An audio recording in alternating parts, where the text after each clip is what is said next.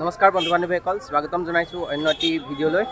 আপোনালোকক আজি দেখাবলৈ চেষ্টা কৰিম আমাৰ বৃহত্তৰ চিন্তামণিগড়লৈ অসমৰ প্ৰথমগৰাকী বিত্তমন্ত্ৰী, মহিলা বিত্তমন্ত্ৰী তেওঁ আমাৰ চিন্তামণিগড়লৈ আহিব আৰু তেওঁক আজি লগ কৰি কিছুমান কথা সুধিবলৈ চেষ্টা কৰিম। আপোনালোকে ভিডিঅ'টো শেষলৈকে চাই।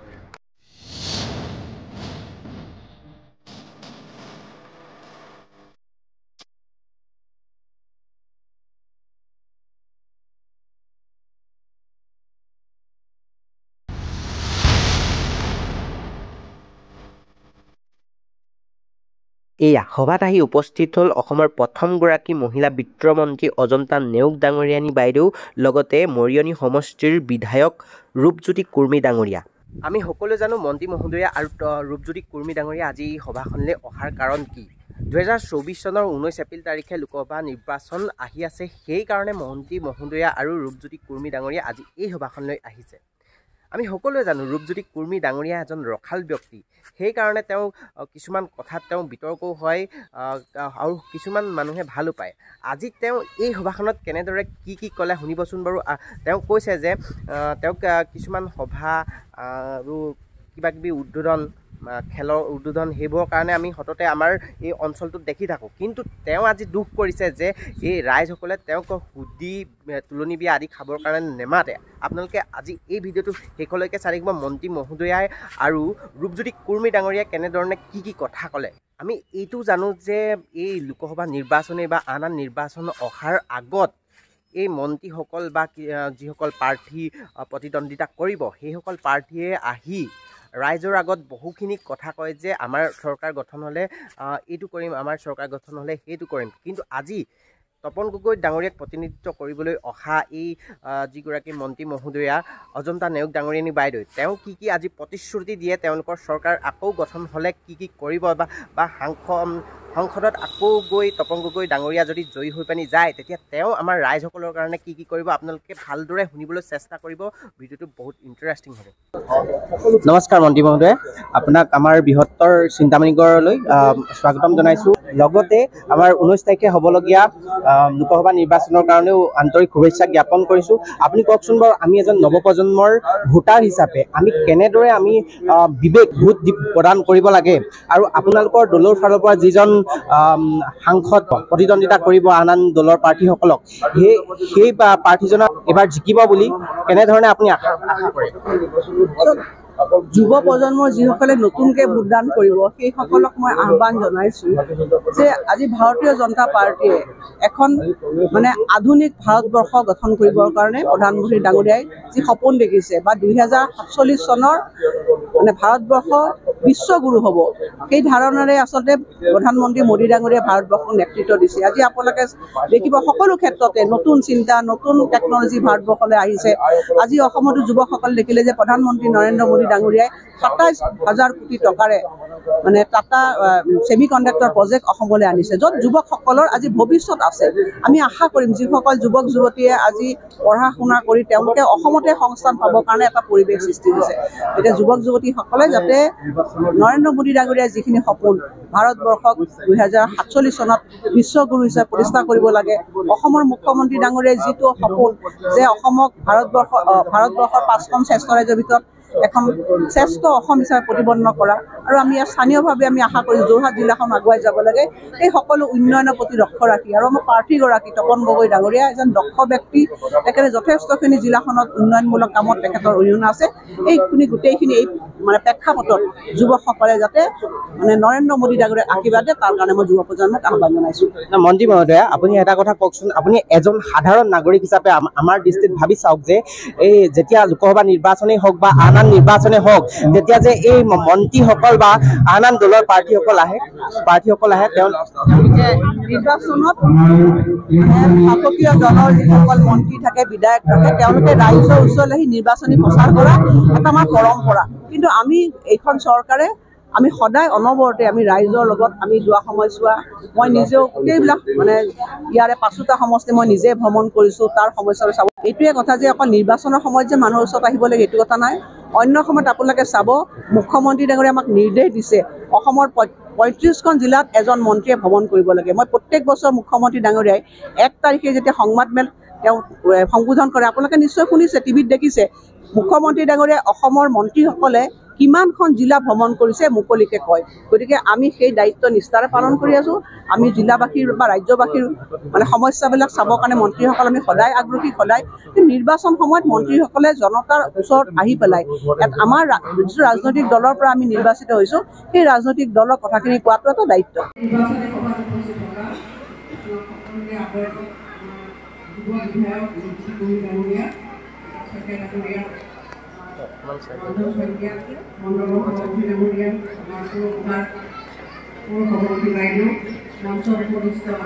আমাৰ ভাৰতীয় জনতা পাৰ্টি আৰু অসম দলৰ নেতা কৰ্মীসকল, মোৰ সন্মুখত উপস্থিত এই অঞ্চলৰ বিশিষ্ট ব্যক্তিসকল, আইসকল, সুধীবৃন্দ, ইতিমধ্যে অহা যি আমাৰ লোকসভা নিৰ্বাচন 19 তাৰিখে অনুষ্ঠিত হ'ব ভোট গ্ৰহণ, এই সম্পৰ্কে আমি কিছু কথা আপোনালোকক ক'ব বিচাৰিছোঁ। আৰু জ্যোতি কুৰ্মী ডাঙৰীয়াই গোটেইখিনি কৈ শেষে কৰিছোঁ, নহয় জানো? এই অঞ্চলটোত মই প্ৰথমবাৰৰ কাৰণে আহিলোঁ। ইয়াৰ আগত এখন সভা তাতো অংশগ্ৰহণ কৰিছোঁ। আৰু এই দুটা আমাৰ 30 নম্বৰ বুথ আৰু 32 নম্বৰ আছে কৰিবলৈ পাই আনন্দ কৰিছোঁ। নিৰ্বাচন মানে আমাৰ কাৰণে হৈছে গণতন্ত্ৰ এটা উৎসৱ। বহুতে কেতিয়াবা কি হয়, নিৰ্বাচনত ভোট দিবলৈ কাম ভোট নিদিয়ে, ঘৰতে বহি থাকে। আচলতে ভোটদানটো হৈছে মতদানটো আচলতে ডাঙৰ অধিকাৰ। আমি আমাৰ নামনি অসমত যিসকল লোক আছে, সেইসকল লোকে ভোট দিব বুলি জানিলে যিমান কাম কাজ আছে চব আমাৰ উজনি অসমফালে কি হয়, ভোট দিবলৈ এলাহ। চহৰৰ মানুহক দেখিছোঁ যে ভোট দিয়াৰ দিনাখন ঘৰত টিভি খুলিবলৈ বহি থাকে বা ল'ৰা ছোৱালীয়ে ক্ৰিকেট খেলি থাকে, বন্ধ অগুণতে বন্ধ। এইটো হ'ব নালাগে। আজি শিক্ষিত মানুহবিলাকে ভোটদান কৰাটো এটা তেওঁলোকৰ দায়িত্ব। আৰু আমাকো তেওঁলোকে যিসকলে নাজানো সেইসকলক গৈ পেলাই ভোটদান সম্পৰ্কে এটা মানুহৰ মাজত সজাগতা কৰিব লাগে। এইখন আচলতে সজাগতা সমাজ দিছে যে আমি ভোট কিয় দিব লাগে আৰু আমাৰ সিদ্ধান্তটো কাক দিব, আমি ভোটটো নিদিলে আমাৰ কি আৰু দিলে আমি কি পাম, এই গোটেইখিনি কথাই আমি ভাবিব লাগে। এতিয়া আমি ৰাজনৈতিক দলবিলাকে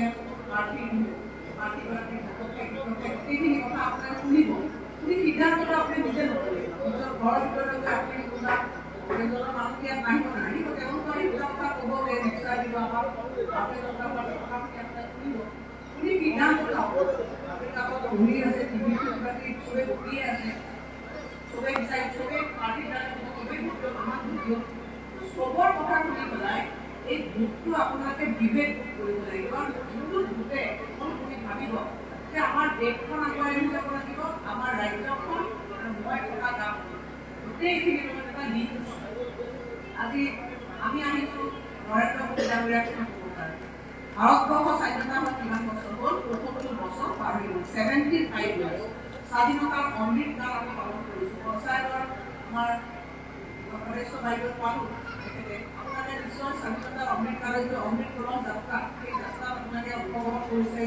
আপোনালোকে মানুহবিলাকক সজাগ কৰিছে স্বাধীনতা কি বস্তু, স্বাধীনতা ফল কি, বীৰ যোদ্ধাসকলক আমি স্মৰণ কৰিলোঁ। তাৰমানে কি যে ভাৰতবৰ্ষৰ স্বাধীন হ'ল এখন দেশ, স্বাধীন হোৱাৰ পিছত ৭৫টা বছৰ পাৰ কৰিলোঁ, গণতন্ত্ৰ ৭৪ বছৰ। ৭৪ বছৰৰ পিছত আমাৰ প্ৰধানমন্ত্ৰী ডাঙৰীয়াই কৈছে যে আহিব লগা অহা ২৫ বছৰ হ'ব ২০৪৮ চনত ভাৰতবৰ্ষৰ গণতন্ত্ৰই ১০০ বছৰত ভৰি দিব। আৰু সেই ২০৪৮ বছৰত ভাৰতবৰ্ষ হ'ব লাগিব বিশ্বৰ এখন আগবঢ়া ৰাষ্ট্ৰ, যিয়ে ভাৰতবৰ্ষক বিশ্বগুৰু হিচাপে গোটেই বিশ্বক ভাৰতবৰ্ষে নেতৃত্ব দিব। চাওকচোন কথাটো, আমি কিছুমান ভাবিবই নোৱাৰোঁ কি কথা ভাৰতবৰ্ষ কিমান যিখিনি মানুহে আমি পঢ়া শুনা কৰিছোঁ, ভাৰতবৰ্ষৰ মেপখন দেখিছোঁ, একেবাৰে কাশ্মীৰৰ পৰা কন্যাকুমাৰী এখন বিশাল ৰাষ্ট্ৰ, ইয়াৰ মানুহ কিমান ১৪০। ভাবিবই নোৱাৰোঁ অসমৰ জনসংখ্যা কিমান, ভাবি পাৰি গৈ আপোনাৰ মানে কিমান মানুহ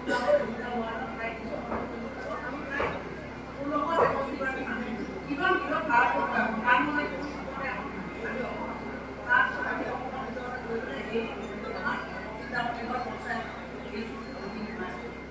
অসম ভাৰতবৰ্ষটো ক'ত আছে, অসমটো ক'ত আছে, আমিও ক'ত আছোঁ, এই কথাবিলাক সংযোগ এনেকে বৃহৎ এটা সংযোগ হৈছে যে ভাৰতবৰ্ষ ইমান ডাঙৰ এখন ৰাষ্ট্ৰ, এই ৰাষ্ট্ৰখনৰ এজন প্ৰধানমন্ত্ৰী হ'ব লাগিব। সেই প্ৰধানমন্ত্ৰীয়ে ১৪০ কোটি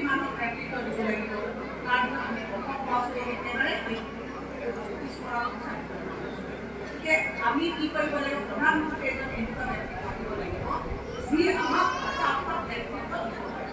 স্বাধীনতা ৭৫ বছৰ পাৰ হ'ল এজন প্ৰধানমন্ত্ৰীৰ নাম আপুনি কৈ দিয়কচোন এজন প্ৰধানমন্ত্ৰীৰ নাম ১৫ চনৰ আগৰ এজন প্ৰধানমন্ত্ৰীৰ নাম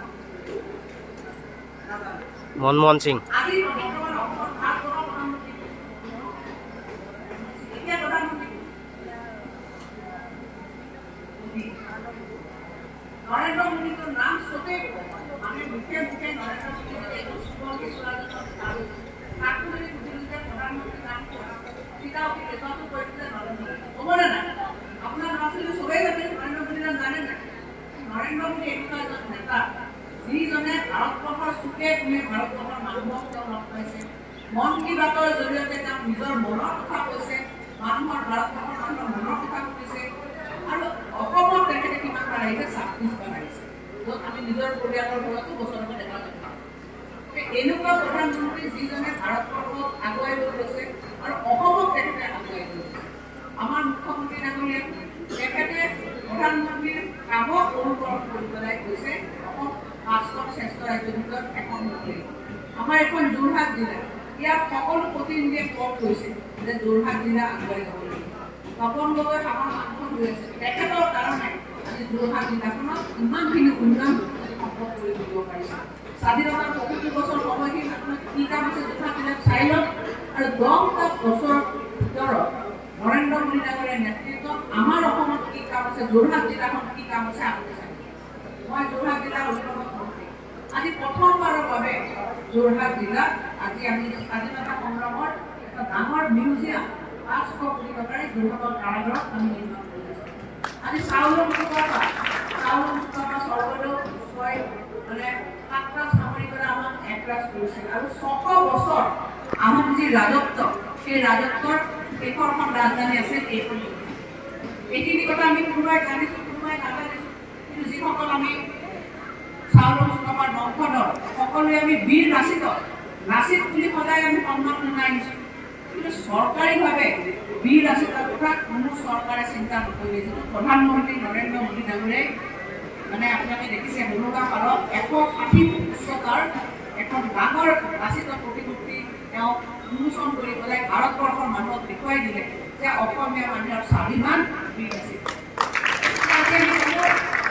তেনেকুৱা সম্প্ৰদায়ৰ মানুহ আছো আমি গৰ্বিত নহয় যে আজি লাচিত বৰফুকন নহয় কেৱল আহোম বংশধৰসকলে গৰ্বিত নহয় আহোম লাচিত বৰফুকন হৈছে আমাৰ জাতীয় বীৰ সকলো অসমীয়া মানুহৰ অন্তৰত লাচিত বৰফুকন সোমাই আছে আৰু সেই লাচিত বৰফুকনক আমি দিল্লীলৈ গৈ প্ৰতিষ্ঠা কৰিছোঁ অসমৰ মুখ্যমন্ত্ৰী মাননীয় মুখ্যমন্ত্ৰী ডাঙৰক আগুৱাই নেতৃত্ব দিছে আৰু আপোনালোকে দেখিছে বিহু এইটো বিহু বহাগ বিহু মানে আমি জানো চবেই অসমৰ মানুহবিলাকে জানে ভাৰতবৰ্ষৰ মানুহে বিহু যে অসমৰ জাতীয় উৎসৱ ভাৰতবৰ্ষৰ মানুহে নাজানে এই বিহু অসমৰ মুখ্যমন্ত্ৰী ডাঙৰীয়াৰ প্ৰচেষ্টা বীৰৰ প্ৰচেষ্টা বুলিয়ে কৈছোঁ নহ'লে আমি সদায় বিহু দেখা পাইছোঁ চৌধত আহে গছত আহে বিহু আমিয়ে বিহু বুলিলে অসমীয়া কিন্তু উজনি অসমৰ মানুহৰ বেছি বিহু বুলি তথাপি কৈছোঁ যে এই বিহু আজি গিনিজ ৱৰ্ল্ড ৰেকৰ্ড কোনে কৰিলে আমাৰ মুখ্যমন্ত্ৰী হিমন্ত বিশ্ব শৰ্মা ডাঙৰীয়া এই কথাবিলাক আমি আবেগিক আমাৰ বিহুক লৈ আবেগিক স্বাভিমান যেতিয়া ভাৰতবৰ্ষৰ মানুহে টিভি পৰ্দাত ১০,০০০ নাচনীয়ে বিহু নাচিছে ঢুলীয়াই নাচিছে আমাৰ প্ৰধানমন্ত্ৰী ডাঙৰীয়াই চাই পেলাই অভিভূত হৈছে সেই বিহুক লৈ পেলাই গোটেই অসমীয়া মানুহ আমি আবেগিক আমি অভিভূত যে বিহুক আমি কেতিয়াও এনেকৈ আগুৱাই লৈ যোৱা কোনো মুখ্যমন্ত্ৰী ডাঙৰীয়া আমাৰ স্বদেশৰ আমাৰ ৰাজ্যখনৰ স্বাভিমান সেই স্বাভিমানক লৈ এনেকৈ আগুৱাই লৈ যাব তেতিয়া আমি কল্পনা কৰা নাছিলোঁ যে এনেকুৱাতে ভাবিতে মৰমী আমাৰ হৈছে বহু প্ৰতিভা আছে খেলুৱৈবিলাক যে খেলা ক্ষেত্ৰত আপোনালোকে কৈছোঁ যোৰহাট জিলাখনত কিমান খেলাৰ প্ৰতিভা আছে কিমান খেলুৱৈ আছে কিন্তু আজি প্ৰত্যেক ডিষ্ট্ৰিক্টতে এখন ডিষ্ট্ৰিক্ট ষ্টেডিয়াম হ'ব লাগে ইয়াত খেলুৱৈ নিৰ্মাণ হ'ব লাগে আমাৰ প্ৰত্যেকটো সমষ্টিতে এখন মানে সমষ্টি ভিত্তিক এখন ষ্টেডিয়াম হ'ব লাগে আজি ৰূপজ্যোতি কৰ্মীয়ে তেখেতৰ সমষ্টিত মই বহুবাৰ আহিছোঁ বহু দিনৰ পৰা ৰূপজ্যোতিৰ সপোন যে মোৰ বনিয়াদী সমষ্টিত এখন ষ্টেডিয়াম হ'ব লাগে মোক দেখাই জেগা মই এনেকৈ চাই যাওঁ পইচা নেকি এইবাৰ অসমৰ মুখ্যমন্ত্ৰী ডাঙৰীয়াই ৰূপজ্যোতি কৰ্মীক ১২ কোটি টকা দিছে আমি দ্ৰুতগতিত আৰ্মি কি আছিলে ইয়াতো হৈছিল একদম যুঁজি বাগৰি সেইখিনি নাই নিজে ৰিভিউ কৰিছিলোঁ। এতিয়া ষ্টেডিয়াম নিৰ্মাণ হৈছে অসমত 126টা সমষ্টিত 126খন ষ্টেডিয়াম, প্ৰত্যেকটো ষ্টেডিয়ামৰ মূল্য হৈছে 12 প্ৰায় 1,022 কোটি টকা, 220 কোটি টকাৰে 12 কোটি টকাৰে আজি অসমত খেলুৱৈ নিৰ্মাণ কৰিবৰ কাৰণে খেলৰ জৰিয়তে আমাৰ যুৱক যুৱতীসকলক আগুৱাই লৈ যাবৰ কাৰণে মুখ্যমন্ত্ৰীসকলে কাম কৰিছে। মই এটা সৰু উদাহৰণ, ৰাস্তা পদূলি আহিব, হৈ থাকিব, নিৰ্মাণ হৈ থাকিব, এটা প্ৰক্ৰিয়াই। কিন্তু আজি ষ্টেডিয়াম নিৰ্মাণ হ'ল, আমাৰ যুৱকসকলৰ ভৱিষ্যত নিৰ্মাণ। আজি নয়নমণি এটা সময়ত তাই পানী মুগা খেলিছিলে, বোকাত তাই খেলিছিলে, এতিয়া নয়নমণিয়ে গৈ পেলাই গোলাঘাটত তাই গৈ পেলাই অলিম্পিকত তাই খেলিলে। আজি হয়তো কালি তিয়কৰ পৰা, কালি মৰিয়নিৰ পৰা কোনোবা ল'ৰা ছোৱালীয়ে গৈ পেলাই অলিম্পিক খেলিব। আমি মাতৃসকলে ল'ৰা ছোৱালীবিলাকক ডাঙৰ কৰি আগুৱাই তুলিম। সকলো ক্ষেত্ৰত আজি আমাৰ অসমক আগুৱাই লৈ যাবৰ কাৰণে, পথাৰখনত ইৰিগেশ্যনৰ পৰা সেউজীয়া কৰিবৰ কাৰণে, আমাৰ যিবিলাক সমস্যা আছে সেই সমস্যাবোৰ সঠিকভাৱে নাইকিয়া কৰিবৰ কাৰণে প্ৰধানমন্ত্ৰী মোদী ডাঙৰীয়াৰ আশীৰ্বাদত মুখ্যমন্ত্ৰী ডাঙৰীয়াই অহৰ্নিশে কাম কৰি গৈছে। আমাৰ বিধায়কসকলে অহৰ্নিশে কাম কৰি গৈছে। সেইকাৰণে তেখেতসকলে আজি কামৰ কাৰণে অসম গগৈ ডাঙৰীয়াৰ আশীৰ্বাদ পাইছে। তাৰ পৰা প্ৰধানমন্ত্ৰী মোদী ডাঙৰীয়া, আশীৰ্বাদ তাৰ পৰা পাইছে মুখ্যমন্ত্ৰী ডাঙৰীয়া পাইছে। যিহেতু প্ৰতিনিধিত্ব আমাৰ আছে, ভাৰতীয় জনতা পাৰ্টীৰ এগৰাকী দক্ষ নেতা আমাৰ অসমত অসম গগৈ ডাঙৰীয়াই সুন্দৰভাৱে নৰেন্দ্ৰ মোদী ডাঙৰীয়াৰ আশীৰ্বাদত মুখ্যমন্ত্ৰী ডাঙৰীয়াৰ একেলগে কাম কৰাৰ বিশ্বাস আমাৰ বিধায়কসকল, মই নিজে আছোঁ ইনচাৰ্জ মিনিষ্টাৰ, সকলোৱে মিলি আমাৰ সমষ্টিবিলাক বা জিলাখনক আমি আগুৱাই লৈ গৈছোঁ। এতিয়া নিৰ্বাচনত কাক ভোট দিলে এই অঞ্চলৰ লাভ হ'ব আপুনি নিজে চাবগে। বহুত কাগজ দিছে আপোনালোকে। সাংসদজন যদি আমাৰ ভাৰতীয় জনতা পাৰ্টি নহয়, কাম কৰিব অসম্ভৱ। কোনে কাম কৰিব? তেওঁ যদি নৰেন্দ্ৰ মোদী নাথাকে, তেওঁ যদি মুখ্যমন্ত্ৰী ডাঙৰীয়া নাথাকিব, কেনেকৈ কাম কৰিব? কাম কেনেকৈ কৰিব? আমাৰ লগত এজন সমভাৱাপন্ন যদি প্ৰাৰ্থী হয়, তেতিয়াহ'লে কি কাম? আজি গৌৰৱ গগৈ ডাঙৰীয়া ইয়াৰ প্ৰাৰ্থী নহয়, তেখেতৰ কাম দেখিছোঁ। মই কামত তেখেতৰ 100ৰ ভিতৰত কিন্তু তেওঁ মই নম্বৰ দিব নোৱাৰিম। কি কাৰণ নম্বৰ দিব নোৱাৰিম? মই একো কামেই নাপাওঁ। কেতিয়াবা কি হৈছে, মোৰ সমষ্টিত মই নিজে দেখিছোঁ, গৌৰৱ গগৈ ডাঙৰীয়াই কি কৰিছে, 1 লাখ টকা এটা নামঘৰৰ ফাউণ্ডেশ্যন কৰিছে, যিটো আমাৰ যাবলৈ সময় নাই। আমাৰ পঞ্চায়ত প্ৰতিনিধিসকলে বছৰেকত 50 লাখ পায়, তেওঁলোকৰো যাব সময় নাই। গতিকে 1 লাখ টকাৰ কিন্তু মই নামঘৰৰ ফাউণ্ডেশ্যন টকা পাইছোঁ, কেতিয়াবা খুব বেছি 1.5 লাখ 1 লাখ টকাৰ বেছি নাই। আৰু যিখিনি পইচা আমাৰ নৰেন্দ্ৰ মোদী ডাঙৰীয়াই দিয়া পইচাৰে 1 লাখ 1.5 লাখ পাতি গৈছে। তপন গগৈ ডাঙৰীয়াই কি কাম কৰিছে? কোটি কোটি টকাৰ কাম কৰিছে। তপন গগৈ ডাঙৰীয়াই নিজৰ সমষ্টিলে মুখ্যমন্ত্ৰী ডাঙৰীয়াই কোৱাৰ কাৰণে তেখেতে তিতাবৰত ইয়াতে আসাম মৰা ৰাস্তা দিছে, আমাৰ এই অঞ্চলটো অসম মৰা ৰাস্তা দিছে। ইয়াত চিগনেচাৰ প্ৰজেক্টত প্ৰথম 10 কিলোমিটাৰ পকা ৰাস্তা দিছে, পিছৰ 10 কিলোমিটাৰ পকা ৰাস্তা দিলে। আজি ৰূপজ্যোতি কুৰ্মীয়ে গৈছে, বাকীখিনি মই অহা বছৰ ব্লক ৰাস্তা কৰি দিম। কাৰ সাহসত কৰিছে এই কাম কৰি পেলাই? মুখ্যমন্ত্ৰী ডাঙৰ সাহসত কৈছে। ইয়াত যদি কাম কৰেজন আমাৰ ভাৰতীয় জনতা পাৰ্টি নহয়, তেওঁ কাম কৰিবৰ কাৰণে পুঁজি ক'ৰ পৰা আনিব? দিল্লীত তেওঁ কোনো মানুহ নাই, ইয়াত তেওঁলোকৰ কোনো চৰকাৰ নাই, ৰাজ্য চৰকাৰ নাই, ছাব্বিছলৈ আছিলে। এই সমষ্টিত কাম হ'ব নেকি? এতিয়া মই 2টা 30 নম্বৰ বুথ আৰু 32 নম্বৰ বুথ, বিশেষকৈ 32 নম্বৰ বুথৰ সকলোকে আইসকলক মই অনুৰোধ জনাইছোঁ যে বুথটো পানীত নেপেলাব। বুথৰ বহুত মূল্য আছে। আপোনাৰ বুথখিনিয়ে আমাক কাম কৰিবৰ কাৰণে আগুৱাই লৈ মনত সাহস দিব। আমি ক'ব পাৰিম, এমপি ডাঙৰীয়াই দেখুৱাই দিম যে 32 নম্বৰ বুথত এইবাৰ যিকেইটা বুথ আছে সেই বুথত 80% মাৰ্ক দিছে আৰু আপুনি ইয়াত বেছিকৈ কাম কৰিব লাগিব। সেইখিনি ক'বৰ কাৰণে এই কাম কোনে দিব? আপোনাকে দিব। যেতিয়া আমি বুথকেইটা নাপাওঁ, মনত দুখ লাগে, এমপিৰ বাবে পিছত কাম কৰি দিম। মই নিজে কৰোঁ, য'ত বেছিকৈ ভোট দিলে তাত আগতে কৰিলোঁ। তাত মানুহ গৈ মই নিৰ্বাচন হোৱাৰ পিছত বেছিকৈ য'ত ভোট গালি বাকি ভোট দিছে, গতিকে সেইবিলাক মোৰ আশীৰ্বাদত কৰোঁ। সেইকাৰণে তাৰ বেছিকৈ কাম কৰিবলৈ চেষ্টা কৰোঁ। যিখিনি মোক নাই দিয়া পাছত কওকচোন, পাছত কৈ এই ধৰণৰ কামবিলাক যাতে আপোনালোকে নকৰে, আমাক আশীৰ্বাদটো দিয়ক। আমি আশীৰ্বাদে বিচাৰিছোঁ, কাৰোবাক দিবই লাগিব, কিন্তু যাক দিব তাৰ পৰা আপুনি কাম পাব, ৰিজাল্ট পাব। ৰিজাল্ট নহয় এই সমস্যাটো পাছ হৈ যাব, এই ৱাৰ্ডটো পিছুৱাই যাব, এই গ্ৰুপটো পাছ হৈ যাব। এইখিনিকে আপোনালোক কৰোঁ। ৰূপজ্যোতি কুৰ্মীয়ে গোটেই বিস্তৃতভাৱে আঁচনিবিলাকৰ কথা কৈছে। আমি অৰুণোদয় আঁচনি দিছোঁ।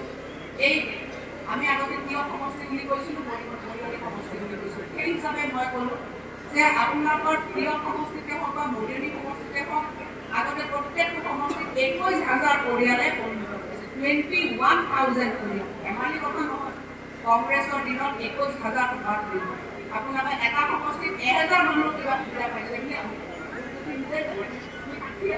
আমি কোনোদিনাখন কোনো আঁচনি আমি 1000টা পৰিয়ালত দিব লাগিব দ্বিতীয়তে আপোনাক উদাহৰণ দিলোঁ অৰুণোদয় আঁচনিতে 27 লাখ পৰিয়ালে অসমত পায় 27 লাখ আৰু মুখ্যমন্ত্ৰী ডাঙৰীয়াই কৈছে 35 লাখ বঢ়াম মুখ্যমন্ত্ৰী ডাঙৰীয়াই কৈছে যাৰ হাতত চাউলৰ কাৰ্ড আছে সেইসকল মানুহেও যাতে ভৱিষ্যতে ভোট দিব পাৰে তাত ইমান ডাঙৰ চিন্তা আজি আমি আশা কৰিছোঁ যে যাৰ ৰেচন কাৰ্ড থাকিব সেই ৰেচন কাৰ্ডো পাব অৰুণোদয় আঁচনি পাব 5 লাখ টকাৰ যিটো আমাৰ চিকিৎসা সেৱা আছে সেইটোও পাব লগতে জীৱন জ্যোতি বীমা আঁচনি সেইটোও পাব আৰু আপোনাক এখন কাৰ্ড দিম আমি সেইটো আঁচনিখন হৈছে নিযুত মইনা আছে যাৰ জৰিয়তে কাৰোবাৰ মেট্ৰিক যে ছোৱালী যায় এইবছৰ মেট্ৰিক দিছে কোনোবাই ক্লাছ 12ৰ পৰীক্ষা দিছে কোনোবাই গ্ৰেজুৱেশ্যন পাছ কৰি পৰ আৰু বেছি উচ্চ শিক্ষা লাভ হ'ব মেট্ৰিক পাছ কৰাৰ পিছত একাডেমিভাৱে বছৰত 10,000 টকা হায়াৰ ছেকেণ্ডেৰী পাছ কৰাৰ পিছত 12,500 টকা আৰু হায়াৰ এডুকেশ্যন ল'বৰ কাৰণে 25,000 টকা আমি 10 লাখ তেনেকুৱা ধৰণৰ গভৰ্ণমেণ্ট স্কুলত পঢ়া বা গভৰ্ণমেণ্ট কলেজত পঢ়া ল'ৰা ছোৱালী ছোৱালীক আমি সহায় কৰিছোঁ এই বছৰৰ কাৰণে অসমৰ সকলো কন্যাৰ দায়িত্ব পঢ়াৰ দায়িত্ব নিজক মুখ্যমন্ত্ৰী ডাঙৰীয়াই দিছে তাৰপিছত পিতৃ হিচাপে দায়িত্ব পালন কৰিছে যেতিয়া আপোনালোকক মানে ঋণগ্ৰস্ত মহিলাসকলক মাইক্ৰ' ফাইনেন্স দিছিলোঁ তেতিয়া মুখ্যমন্ত্ৰীয়ে কৈছিলে মোৰ এগৰাকী মাতৃৰ অভাৱ নাই মই যে মাইক্ৰ' ফাইনেন্সৰ এই ঋণ মাফ কৰিছোঁ মোৰ মাতৃৰ ঋণ মাফ কৰিছোঁ মোৰ মাতৃয়ে যে মোক জন্ম দিলে পুত্ৰ হিচাপে মই মাতৃৰ ঋণ শোধ কৰিবৰ কাৰণে আজি মই এই কাম কৰিছোঁ এতিয়া মুখ্যমন্ত্ৰীয়ে চিন্তা কৰিছে যে মই মাতৃসকলৰ ঋণ পৰিশোধ কৰিব লাগিব মহিলাসকলক উদ্যমিতা আঁচনিৰ জৰিয়তে লাখপতি বাইদেউ কৰিব লাগিব আৰু মই আপোনাৰ বিত্তমন্ত্ৰী হিচাপে এগৰাকী মহিলা বিত্তমন্ত্ৰী হিচাপে আপোনাক প্ৰতিশ্ৰুতি দিছোঁ অসমৰ মহিলাসকলক মুখ্যমন্ত্ৰী ডাঙৰীয়াই যিখিনি কথা আপোনালোকক কৈছে আমি অহা বছৰ আখৰে আখৰে পালন কৰিম অসমৰ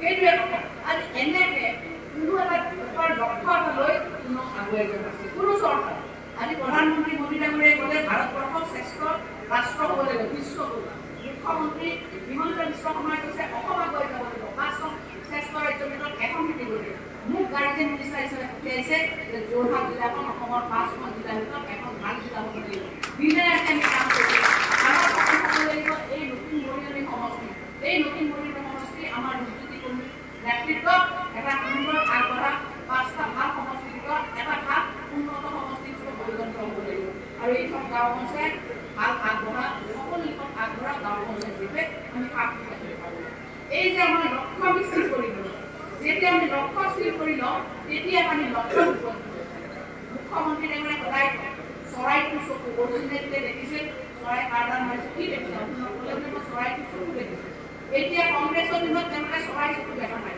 গছডালহে দেখিছে কিন্তু অসমৰ মুখ্যমন্ত্ৰী ডাঙৰীয়াই একদম তেওঁ দৃষ্টি একেবাৰে চৰাই চকুত আছে আৰু সেই চকুত তেওঁ আন ভেদ কৰি পেলাই অসমক শ্ৰেষ্ঠতম কৰিবই এই লক্ষ্য এই নিৰ্বাচন কেৱল তপন গগৈৰ নিৰ্বাচন নহয় সেই দৃষ্টিভংগীৰে আপোনালোকে নাচাওক তপন গগৈ জিকা মানে মুখ্যমন্ত্ৰীয়ে আশীৰ্বাদ কৰক তপন গগৈ জিকা মানে আমাৰ প্ৰধানমন্ত্ৰী ডাঙৰীয়াই আশীৰ্বাদ কৰক আৰু তপন গগৈ জিকা মানে আমি এই অঞ্চলৰ মানুহ আমি আগুৱাই যাওঁ এই সঁচা দৃষ্টিভংগীৰে যদি আমি নিৰ্বাচনত আমি ভোটদান কৰোঁ তেতিয়াহ'লে আমি নিশ্চিতভাৱে এই মৰিয়নি সমস্যাটো আগুৱাই যাবই আমাৰ দুৰ্যোগী কৰ্মীৰ যথেষ্টখিনি মই এইকাৰণে কৈছোঁ সৰু আপুনিৰ নিচিনা 4টা বাৰ একদম অতি সুন্দৰভাৱে নিৰ্বাচন কৰি জিকি গৈছে যোৱা বাই ইলেকশ্যনত মই চুকে চুকে তেখেতৰ সমষ্টিবিলাক ঘূৰিছিলোঁ এইবাৰ নতুনকৈ এই পঞ্চায়তবিলাক অন্তৰ্ভুক্ত হৈছে তেখেতে নিজে চাইছে মই ভাল পাইছোঁ এই চিন্তামণি পঞ্চায়তৰ যিটো আমাৰ বাঘৰ চিন্তা আছিলে লগে লগে তেখেতে আহি পেলাই পীযুষ হাজৰিকা ডাঙৰীয়াই গোটেই অঞ্চলবিলাক পৰিদৰ্শন কৰাইছে বাছপাতি কৰা সমস্যাবিলাক ব্ৰহ্মপুত্ৰৰ ওচৰতে লাগি আছে ৰাস্তাত সেইবিলাক দৃষ্টি দিছে মই নিশ্চিতভাৱে আজি ক'ব পাৰোঁ যে আপোনালোকে যিখিনি সমস্যা ভুগি আছে এই 2টা বছৰত আপোনালোকৰ দক্ষ বিধায়কৰ নেতৃত্বত মুখ্যমন্ত্ৰী ডাঙৰীয়াৰ আশীৰ্বাদত আমাৰ মোদী ডাঙৰীয়াৰ আমাৰ ভৱিষ্যত এইখিনি নাইকিয়া হ'ব এইখিনি কথাৰে পুনৰবাৰ আহ্বান জনাইছোঁ আমাৰ দলে কৈছে পেহলে প্ৰথমে যোগদান কৰিব লাগে বাহিৰে জলপান পিছত জলপান খাব বিহু আহিছে যে জলপান খুন্দি খুন্দি খাই খাই ভোটটো পেহলে প্ৰথমে ভোট দিব পিছত জলপান খাই ধুনীয়াকৈ তপন গগৈ জিকি দি আগুৱাই ঘৰে আৰু মই আহিছোঁ ইয়াত বিশেষকৈ আপোনাক আহ্বান কৰিব এই দুইটা ৱাৰ্ডৰ মানে মুঠত আপোনাৰ 30 নম্বৰ বিশেষকৈ 32 নম্বৰ 30 নম্বৰত আমি যোৱা নিৰ্বাচনত 527টা ভোট পাইছিলোঁ বাকী বিৰোধী কিছু 236টা ভোট পাইছিল কিন্তু ইয়াৰ উল্টা হৈছিলে 32 নম্বৰ কেৱল 32 নম্বৰৰ সকলো ইয়াত মানুহ আছে কিমান আছে 32 নম্বৰ বুথত কিমান মানুহ আছে 32 নম্বৰ বুথ কেন্দ্ৰ কিমান মানুহ নিজৰ জানেনে আপোনাৰ আমাৰ কাৰ্যকৰ্তাসকলে জানিব আপোনাৰ নিজৰ বুথটো হৈছে 32 নম্বৰ বুথ 32 নম্বৰৰ বুথত আমাৰ অসম গণ পৰিষদৰ ভাৰতীয় জনতা পাৰ্টিৰ সকলো কাৰ্যকৰ্তাক কৈছোঁ এইবাৰ আমি 80% বুথ 32 নম্বৰত আপোনালোকে প্ৰথম গণপক্ষে আপোনালোকৰ ভোটদান কৰিব এইখিনি আহ্বানেৰে সকলোকে ধন্যবাদ জনালোঁ আৰু এটা শ্লোগানেৰে মোৰ বক্তব্য শেষ কৰিব বিচাৰিছোঁ ভাৰত মাতা কি ভাৰত মাতা কি বন্দে বন্দে নৰেন্দ্ৰ মোদী হিমন্ত বিশ্ব শৰ্মা তপন গগৈ অসম গণ পৰিষদ দল ধন্যবাদ মই আজি অসমৰ প্ৰথমগৰাকী মহিলা বিত্তমন্ত্ৰী আজি আমাৰ মাজত উপস্থিত একেবাৰে হাতচাপৰ আপোনালোকে আই মহিলা প্ৰথমগৰাকী মহিলা বিত্তমন্ত্ৰী আমাৰ মাজত আহিছে আপোনালোকে আনন্দিত নহয় জানো আপোনালোকে মনত ভাবিছে আকৌ মন্ত্ৰী হ'ব পৰা একো নাই আপোনালোকে চেষ্টা কৰিব ভৱিষ্যতে হয়তো হ'ব যাকে হওক মই দীঘলীয়া বক্তব্য নাৰাখোঁ আমাৰ আজি 11খন হ'ব প্ৰথম আমি জেলেকিটোত ৰাজমঞ্চ আমি প্ৰথমখন সভা কৰিলোঁ চিন্তামণিগড়ৰ এই ৰাজমঞ্চ আমাৰ দ্বিতীয়খিনি সভা এনেধৰণে আমি আৰু 9 ভাগি আমাৰ সভা আছে আমি 45 মিনিট পলমকৈ চলি আছোঁ সকলো জেগাতে ৰাইজ চলি আছে সেইকাৰণে মই দীঘলীয়াকৈ বক্তব্য নাৰাখোঁ প্ৰথম কথা হ'ল 19 তাৰিখে আমি লোকসভা নিৰ্বাচনৰ বাবে ভোটদান কৰিবলৈ আমি আগুৱাই যাব লাগিব মনলৈ বিভিন্ন চিন্তা আহিব আমি অতীতটো এটা মনত পেলাব লাগিব বৰ্তমান আমাৰ কেন্দ্ৰত মাননীয় দেশৰ প্ৰধানমন্ত্ৰী নৰেন্দ্ৰ মোদী ডাঙৰীয়াৰ নেতৃত্বত ভাৰতীয় জনতা পাৰ্টি চৰকাৰ আজি 10 বছৰে আমাক সেৱা আগবঢ়ালে অসমত কোন ৰাজনৈতিক দলৰ চৰকাৰ আছে অসমৰ বৰিষ্ঠ তথা সৰ্বকালৰ সৰ্বশ্ৰেষ্ঠ অসমৰ মুখ্যমন্ত্ৰী ডক্টৰ হিমন্ত বিশ্ব শৰ্মা ডাঙৰীয়াৰ নেতৃত্বত ভাৰতীয় জনতা পাৰ্টি অসম গণ পৰিষদ গণশক্তি ইউপিএলৰ চৰকাৰ চলি আছে মহিলা মন্ত্ৰী বৰ্তমানে আমি সভামান যদি হৈছে বিধায়ক ভাৰতীয় জনতা পাৰ্টি দলৰ এই কথাটো মনলৈ আনি নিশ্চয় আপোনালোকে ভোটদান কৰিব লাগিব মই অকল ভোটটো দিম হয় বিজেপিৰ প্ৰতিফলৰ চিহ্নতে দিম মই আৰু বাকী নকওঁ কাকো সেইটো আপোনালোকে নকৰিব আপোনালোকে আৰু দৰকাৰকৈ ক'ব লাগিব নিজৰ অঞ্চলৰ উন্নয়নৰ বাবে আপোনালোকৰ ল'ৰা ছোৱালীৰ ভৱিষ্যতৰ নিৰাপত্তাৰ বাবে এইখিনি কথা আপোনালোকে চিন্তা কৰিব লাগিব মই আছিলোঁ কংগ্ৰেছ দল ত্যাগ কৰা 3 বছৰে হ'ল আজি কেলে ত্যাগ কৰিলোঁ দুটা কম্বল আঁঠুৱা কেৱল ইলেকশ্যনৰ আগত বিলাক কংগ্ৰেছ দলৰ নেতৃত্বকে ভোট ল'ব বিচাৰিছে প্ৰকৃত সঁচা অৰ্থত ৰাইজৰ সেৱা কৰাৰ মনোভূতি কংগ্ৰেছ দলৰ নেতৃত্বকে কেতিয়াও নাছিল আজি ভাৰতীয় জনতা পাৰ্টিৰ দলৰ কেন্দ্ৰত চৰকাৰ হোৱাৰ পৰা আমি কি পালোঁ আমি যদি চাওঁ পাৰোঁনে যন্ত্ৰৰ পৰা ভগামুখলৈকে আহল বহল আমি পথ লাভ কৰিলোঁ কালি পৰহি মই কথা দিছোঁ আজি পুনৰ এই ৰাজমঞ্চতে ভিডিঅ' কৰি আছে আমাৰ এজন যুৱকে আমাৰ কথা দিছোঁ এবছৰৰ ভিতৰত একদম চিন্তামণিগড়ৰ পৰা আমাৰ ভগামুখলৈকে লাহন গাঁও হয় এই ৰাস্তা বহলীকৰণৰ কাম আৰম্ভ হ'ব আমি কি বিচাৰিছোঁ যে মাননীয় মুখ্যমন্ত্ৰী তেখেত নিজে অসমৰ লোক নিৰ্মাণ বিভাগৰ মন্ত্ৰী বিৰোধী মন্ত্ৰী তেখেতে আমাক দি আছে আৰু আমি কৰি গৈ আছোঁ আজি যাৰ কাৰণে আপোনালোকক কথা দিবলৈ আমি প্ৰথমত কৰা নাই আমি পাৰাৰ সামৰ্থ্য আছে সেইকাৰণে আপোনালোকক ক'বলৈ সক্ষম হৈছোঁ এই অঞ্চলৰ ৰাইজৰ বিশেষভাৱে ৰাস্তা আৰু এটা খেলপথাৰ কৰিলোঁ মই দুটা প্ৰতিশ্ৰুতি দি যাম আজি মই 8 বছৰ আছোঁ মই মৰিগাঁও 5 বাৰৰ বিধায়ক মোৰ চেহেৰাটো চাই কোনো ভোট দিয়া নাই মই ৰাতিপুৱা কিনি লগাই পাৰৰ লগাই আহোঁ আৰু পিছবেলালৈ মই আকৌ কলা কৰি যাওঁ মই এনেকৈ ঘৰত চাওঁ সেইকাৰণে মোৰ হয়তো কথা প্ৰতি ভৰসা ৰাখি বিশ্বাস ৰাখি ৰাইজে ভোট দি আছে সেইকাৰণে আপোনালোকক মই কথা দিছোঁ যে দ্বিতীয় এটা ইয়াত ল'ৰা ছোৱালী ইয়াত বহুত আৰ্মি জৱান আছে পুলিচৰ জৱান আছে কিন্তু ইয়াত খেলপথাৰ কৰিবলৈ নাই এই দ্বিতীয় প্ৰতিশ্ৰুতি এই অঞ্চলৰ ৰাইজৰ দীৰ্ঘদিনীয়া দাবী এই খেলপথাৰ এবছৰৰ ভিতৰত আৰম্ভ হ'ব আপোনালোকক কথা দিব আমি কি বিচাৰিছোঁ আজি মাননীয় মুখ্যমন্ত্ৰী মহোদয়ৰ পৰা মৰম আজি চৰকাৰখনৰ পৰা মৰম বিচাৰিছোঁ আজি ইয়াত ধুনীয়া নুফুটা বম নুফুটা অসম আজি আমাক প্ৰদান কৰি আজি আলফা লগত আজি NDFB KPLT আন্না আপা আজি GST বড়ো শান্তি চুক্তি কৰিলে আদিবাসী শান্তি চুক্তি কাৰ্বি শান্তি চুক্তি আলফা শান্তি চুক্তি কৰি গুলি নুফুটা বম নুফুটা এখন অসম আমাক প্ৰদান কৰিলে। ইয়াৰ লগতে আমাক কি প্ৰদান কৰিলে যিসকল আমাৰ দুখীয়া লোক আমি আজি কষ্ট কৰি আজি পৰিয়াল পোহপাল দি আছিলোঁ বিনামূলীয়া চাউল আমাক প্ৰদান কৰাৰ ব্যৱস্থা কৰিলে। ইয়াৰ লগতে আমাক যিসকলে চাউলৰ কাৰ্ড নাছিল তেওঁলোকক চাউলৰ কাৰ্ড দিয়াৰ ব্যৱস্থা গ্ৰহণ কৰিলে। আয়ুষ্মান কাৰ্ড 5 লাখ টকা বিনামূলীয়া চিকিৎসা সাহায্য প্ৰদান কৰিলে। ইয়াৰ লগতে আমাক এতিয়া অৰুণোদয় যিসকলে খবৰ পাইছিল আগতীয়াকৈ ফৰ্ম ফিল আপ কৰি অৰুণোদয় কেন্দ্ৰ CSC কেন্দ্ৰত অৰুণোদয় পায়। দ্বিতীয় পৰ্যায়ৰ অৰুণোদয় বিধৱা মহিলা বিয়া নোহোৱা মহিলা 65 বছৰ বয়স পাৰ হৈ গ'ল। তৃতীয়তে স্বামী হাৰা পুৰুষজনে যদি এৰি দিলে তেনে মহিলা। চতুৰ্থতে মহিলাগৰাকী হেণ্ডল আছে কিন্তু স্বামী বিচনাত আছে তেনে মহিলা দিবলৈ গৈছিলে অৰুণোদয়। এতিয়া মাননীয় মুখ্যমন্ত্ৰীয়ে কৈছে যে চাউলৰ কাৰ্ড যাক অৰুণোদয় কাৰ্ড তাক মুখ্যমন্ত্ৰী এটা হস্তাক্ষৰ দিয়ক এটা সকলো অৰুণোদয় দিয়ক। আৰু আমি কি লাগে আমাক লাগিছিলে আমাৰ পৰিয়ালটো চলিবৰ কাৰণে চৰকাৰৰ ফালৰ পৰা অলপ ইনচেণ্ট পাওঁ। কিন্তু আগত কংগ্ৰেছ দলৰ চৰকাৰে ইলেকশ্যনৰ সময়ত অকল দুটা কম্বল আঁতৰাই পেলাই আপোনালোকৰ ভোট ল'ব বিচাৰিছে। আজি ভাৰতীয় জনতা পাৰ্টীৰ চৰকাৰে আজি বিচাৰিছে সকলো ৰাইজৰে যে ভোট শান্তি সেইবিলাক খাব পাৰে। আজি প্ৰয়োজন আছিল আমাৰ প্ৰয়োজন আছিলে এই অঞ্চলৰ ৰাইজৰ লগতে অসমৰ 80% লোকে ধান খেতি কৰে। এই ধান খেতি কৰা লোকসকলে হাল বাই মহৰ কামোৰ খায় আৰু মহৰ যুগৰ কামোৰ খায়। আজি মই মানে কঠীয়া আহিছে ধান ৰুই জেওৰা দি পিছলৈ গৈ পেলাই ধান কাটি মৰণা মাৰি 800 টকা 1000 টকা আগতে পাইছিলে এক কুইণ্টেল ধান কিনিবলৈ। চৰকাৰে কিনা নাছিল, চৰকাৰে আগতে গুৰুত্ব দিয়া নাছিল। আজি কংগ্ৰেছ দলৰ চৰকাৰে কেতিয়া গুৰুত্ব দিলে এই ধান খেতিয়কসকলক 80% যি অসমত আছে তেওঁলোকক যদি অকণমান আমি প্ৰেৰণা দিওঁ তেওঁলোকে আৰু খেতি কৰিবলৈ ল'ব, তেওঁলোকে চহকী হ'ব, তেওঁলোকে উপযোগ কৰিব। এই টকা লেনদেন যেতিয়া হ'ব বজাৰত জনন্যায় অসমৰ বৃদ্ধি হ'ব। আমি ৰাস্তা পৰ্যায়ত নিৰ্মাণ কৰিব পাৰিম। বিভিন্ন ধৰণৰ অসম দখল আমি গোৱালা নামঘৰত আমি দিছোঁ আজি 3 লাখ টকা এনে আমি নামঘৰসমূহ আমি অনুদান দিব পাৰিম। আজি বিদ্যালয় আমি নিৰ্মাণ কৰিব পাৰিম। আজি আত্মসহায়ক অনুদান দিব পাৰিম।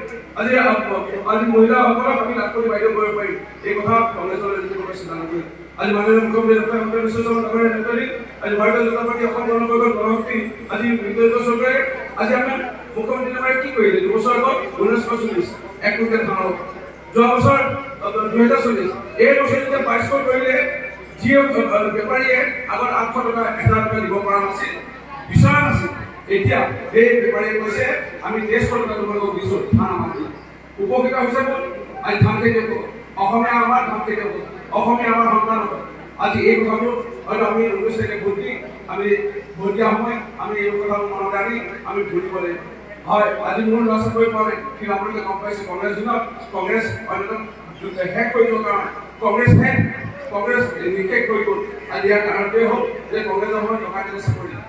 আজি ভাৰতীয় জনতা পাৰ্টি দলৰ চৰকাৰৰ সময়ত আপোনালোকে দেখা পাইছে যে আবেদন কৰিছে দৌৰিছে যোগ্যতা ভিত্তিত চাকৰি। এই যোগ্যতা ভিত্তিত চাকৰি আজি কিমান হাজাৰ লক্ষজনৰ আজি চকুপানী যোগী আশীৰ্বাদ আজি হাঁহি যি আশীৰ্বাদ মাননীয় মুখ্যমন্ত্ৰীয়ে লাভ কৰিছে। আজি এই চৰকাৰে স্বচ্ছতাই নিযুক্তি দিয়াৰ ব্যৱস্থা গ্ৰহণ কৰিছে, নামঘৰলৈ পুঁজি দিছে, মহিলাসকলকো অৰুণোদয় আজি যুৱক যুৱতীসকলক আজি পঢ়াত উৎসাহিত কৰিবৰ বাবে আজি স্বচ্ছতাই নিযুক্তি প্ৰদানৰ পৰা আদি কৰি আজি যিসকলে নাছিল চাউলৰ কাৰ্ড প্ৰদান কৰা ধানৰ উচিত মূল্য প্ৰদান কৰা আজি এই অঞ্চলৰ ৰাইজৰ অন্যতম সমস্যা ইয়াত আছিলে খেলপথাৰ আমি সমাধান কৰাৰ কথা আমাৰ 8 বছৰ চৰকাৰক আমি কৰিম বুলি কৈছোঁ। আমি কথা দিছোঁ ৰাস্তা বনাম বুলি আমি কথা দিছোঁ 8 বছৰ আমাৰ চৰকাৰ আমাৰ এই অঞ্চলৰ ৰাইজৰ বিশেষকৈ অন্যতম এটা সমস্যা তৃতীয়টো চুইচ গেট আমি অলপ আগতে যেনেকৈ ৰিপৰ্ট কৰি আহিছোঁ যে চুইচ গেটৰ সমস্যা আমি এবছৰ আগত সমাধান কৰিম। কাৰণ 5 তলত আমাৰ মাননীয় মন্ত্ৰী মহোদয় আমি লৈ আহিছিলোঁ আপোনালোকৰ দাবী আপোনালোকৰ অনুৰোধ আপোনালোকৰ বেদনা দেখা পায় আমি এই অঞ্চলত আজি নহয় আমি কেইবা বছৰৰ পৰা বান সাহায্য দিবলৈ আহিছোঁ। আমি গাড়ী লৈ পেলাই আমি খোজকাঢ়ি যোৱা মাটি অকল নাই এজন মানুহৰ মৃত্যু তেওঁৰ মৃতদেহ আজি অন্ত্যেষ্টিক্ৰিয়া কৰিবলৈ জেগা নাই পানীৰ ওপৰত কৰিব লগা হৈছে বাহাতি পেলাই আজি এই দৃশ্য আমি দেখা পাইছোঁ। আমি জানো আপোনালোকৰ আমি ছমাহ হৈছে এই বিধানসভা মহিলা সমষ্টি এই নতুন সমষ্টি আমি কথা দিছোঁ প্ৰাক্তন বিধায়িকা প্ৰমাণ আছকা বাইদেৱে বহুতখিনি কৰিলে বাইদেউ মানে আমি হাত চাপৰি হ'ব লাগে আজি বাইদেউ বহুত কৰিলে কিন্তু এতিয়া আমি নতুনকৈ দায়িত্ব দিছোঁ আমি যিমান পাৰোঁ আপোনালোকক মনত কৰিম।